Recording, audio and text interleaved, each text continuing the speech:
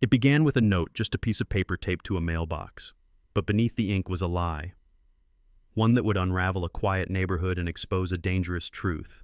In a town where no one asked questions, one woman dared to push back.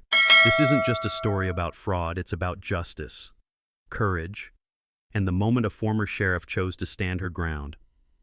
One last time. It all started with a mailbox. A simple, ugly notice taped to it, bold red letters, vague threats of code violation. Rebecca laughed when she saw it. "We don't even have a homeowners association," she said, peeling it off. We had just moved into East Summit, a sleepy neighborhood nestled at the edge of town. It promised quiet streets, friendly neighbors, and a slower pace, exactly what we needed after Rebecca stepped down from her high-intensity job as a deputy sheriff in the city. I had landed a remote IT job and she wanted to decompress. Plant a garden. Maybe write that crime memoir she always talked about. We were ready for peace, but peace wasn't ready for us. 2 days later, a second notice arrived, this time tucked under the windshield wiper of our SUV. Violation, inappropriate vehicle placement. It was parked in our own driveway. Something didn't add up. The language was off, too aggressive, too official looking, but not quite legal. There was no signature, no real contact info, just a vague header, East Summit Neighborhood Safety Board. Ever heard of them? I asked a neighbor over the fence. She looked down and shook her head, but her voice dropped to a whisper. They've been around a while. No one knows who they are. People don't ask questions. That's when I saw it, the fear in her eyes. And that's when Rebecca stopped laughing. She pulled the deed to our home, combed through county records, tax filings, anything that might explain who was behind this safety board. She found nothing. They're not real, she said, eyes narrowing. They're pretending to be an authority. I'll admit, I thought she might be overreacting. Maybe it was just a neighborhood busybody with too much time. But the next night, we caught a man taking pictures of our home from the sidewalk, not in a curious neighbor way. In a methodical, surgical, surveillance kind of way, Rebecca confronted him. "Can I help you?" she asked. He turned, calm as a corpse. "I'm Sergeant Daniels, East Summit Safety Board. You'll be receiving another citation. Your garage appears to be non-compliant. I'll need to inspect it." He reached for something in his coat, and my stomach dropped. Rebecca, ever steady, didn't flinch. "You're not setting foot on this property," she said coldly. "And if you do, I'll treat you like an intruder." He smirked. "You think you know the law?" She smiled. "Just slightly. Better than you." That night, we installed security cameras.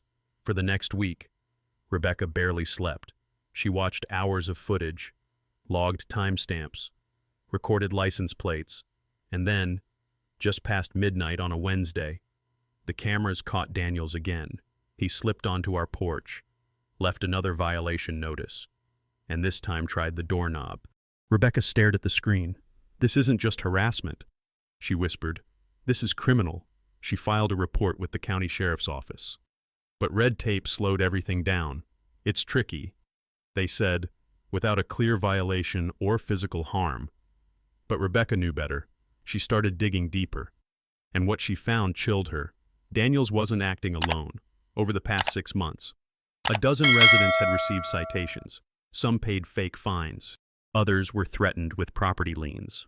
One elderly woman reportedly moved out after being told her home would be seized. None of them had come forward, too afraid, too confused.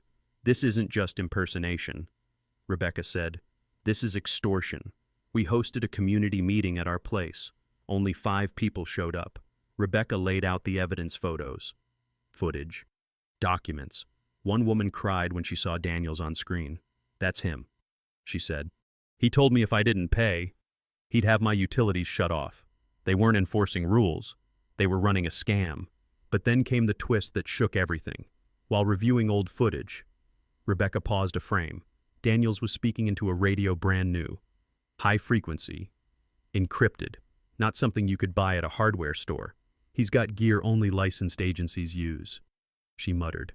She made some calls, quiet ones. Within days, she got a call back from the U.S. Marshals. They'd been tracking a string of impersonation cases across the region. Different names, same playbook, fake boards, threats, coerced payments. It wasn't local, it was organized crime. Rebecca agreed to help. She was sworn in as a special consultant. Unofficially, the plan was risky. We would bait Daniels and let him incriminate himself further. It didn't take long. On a Saturday morning, a black SUV pulled into our driveway. Daniels stepped out, this time with two others. They wore reflective vests, radios, even sidearms, by authority of the East Summit Safety Board. Daniels shouted into a megaphone, "You are in violation of residential code. You must vacate your driveway for inspection." He was blocking us in. Neighbors peeked from behind curtains. One filmed with her phone. No one moved. Rebecca stepped outside, calm, crisp, no badge, no uniform, just presence. "You're impersonating law enforcement," she said flatly. "You're armed. That's a felony." Daniels stepped forward. His hand hovered near his hip. "You think I'm bluffing?" And then she said the words, I'll never forget. Dispatch. "This is Monroe, East Summit. Suspect impersonating law enforcement. Armed. Request immediate response." Daniels froze. Sirens wailed in the distance. For once, they were for him. Within minutes, unmarked vehicles swarmed in. U.S. Marshals, county deputies, real law enforcement. Daniels and his accomplices were arrested on the spot. Felony impersonation, criminal trespass, wire fraud, conspiracy. But that wasn't the end.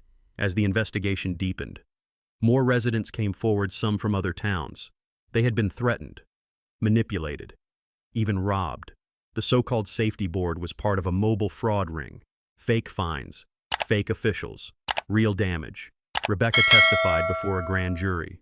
Her evidence helped secure indictments across 3 states. The story made headlines for a week.